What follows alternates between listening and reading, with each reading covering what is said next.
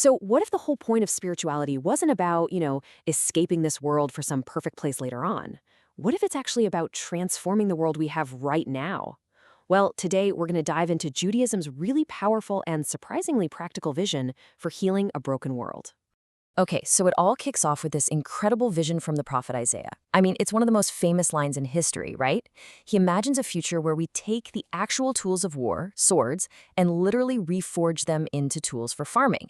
And this isn't just some nice poetry about peace. The idea here is a real physical transformation of our world. And that right there is the key. When we talk about the end times in Judaism, it's not about leaving this world behind. Not at all. The entire focus is on life right here on Earth. The goal isn't to escape history, but to perfect it, to repair it. All right, a vision for this world. How do these ancient prophecies shape a modern mandate? So, okay, how does a vision from thousands of years ago actually mean something for us today? Let's get into what this repaired world is supposed to look like. I mean, just look at the imagery Isaiah uses here. It's so beautiful, but it's also completely radical, right?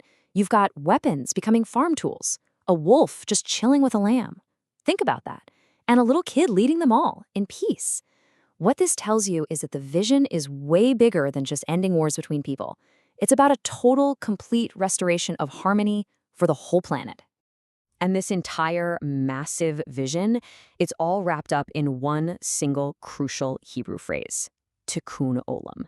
And it means, quite literally, the repair of the world. TIKKUN OLAM, our mandate, understanding our role in healing a broken world. So that brings us to the big question, right? If the world is broken and needs fixing, who's supposed to do the fixing? Well, the idea of Tikkun Olam is pretty clear on this. Yeah, the world is broken, but, and this is the important part, it insists that we have the power and even the responsibility to help fix it. This isn't about sitting back and hoping for the best. It's an active partnership. It's like we're God's partners on the ground, doing the work of mending creation. Okay, so what does this repair work actually look like in real life? Well, it's not just one big thing. It's kind of everything. It's the huge acts of justice, sure, but it's also the smallest, most personal acts of compassion. Every little act of loving kindness, every ethical choice you make, it all contributes to this giant collective project of healing. All right, the still awaited Messiah. Who is the Mashiach and what is their role? This whole idea of us doing the work of repair, it eventually leads to the concept of a Messiah, or in Hebrew, the Mashiach. So let's ask, who is this person and what's their part in all this? Okay, now this is a really important point in Jewish thought. The Messiah isn't a god or some kind of supernatural being. He's a human, a person, a future leader, a descendant of King David, who is going to be the one to finally bring about this era of universal peace and justice. You can think of his arrival as like the final piece of the puzzle, the capstone on all that repair work.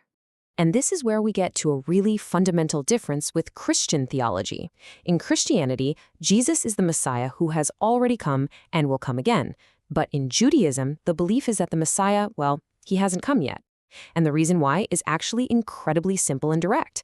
The proof is just the world. Yeah, there's a kind of intense realism to this. The traditional test is super simple. Just look around. As long as there's still war, as long as there's injustice and suffering, the Messiah hasn't arrived. You don't need some mystical sign from the heavens. All you have to do is turn on the news. The job just isn't done yet. Justice as urgent work, how the future demands action in the present. So, this brings us to a really powerful point. If we're all waiting for this perfectly repaired world, what does that mean for us, like right now, today? Well, the logic is actually pretty straightforward. You've got the vision, a fully repaired world. That leads to the duty, our job of Tikkun Olam. And that leads to the practice, doing acts of justice and loving kindness. See how it works? The hope for a perfect future doesn't let us off the hook. Just the opposite. It makes acting now incredibly urgent. It's how we actually take part in bringing about that future. Let's take the word tzedakah, for example. Most people hear that and think charity, but that translation kind of misses the whole point. The Hebrew root is all about justice or righteousness. So from this perspective, giving to someone who needs help isn't just a nice, generous thing to do.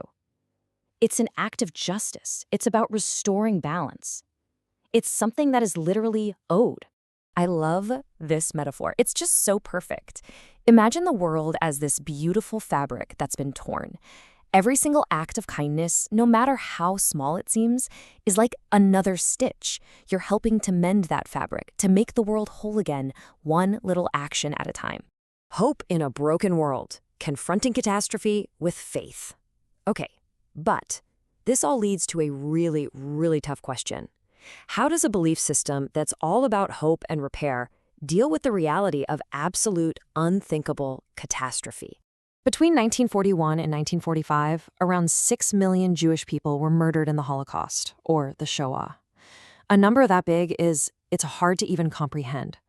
The sheer scale of that horror presents the single biggest challenge you can imagine to a theology of hope and repair. I mean, how do you do it? How do you possibly hold on to a belief in a partner God, in a world that needs fixing, or in a peaceful future, when you're faced with that level of absolute destruction? And there is no single easy answer to that. For some people, the horror was just too great, and they walked away from their faith entirely. For others, their faith actually deepened, becoming a source of survival. And for so many, like the author Elie Wiesel, faith became this anguished argument, a kind of wrestling match with God. And what's amazing is that within Jewish thought, that honest grappling, that refusal to accept easy answers, is actually seen as a powerful form of faith in itself. And that leaves us right here with this final, unavoidable question. I mean, the proof is everywhere you look. The world is not yet repaired. The work isn't done. So the question this vision asks every single one of us, no matter who we are or what we believe, is pretty simple. What is our part in the work?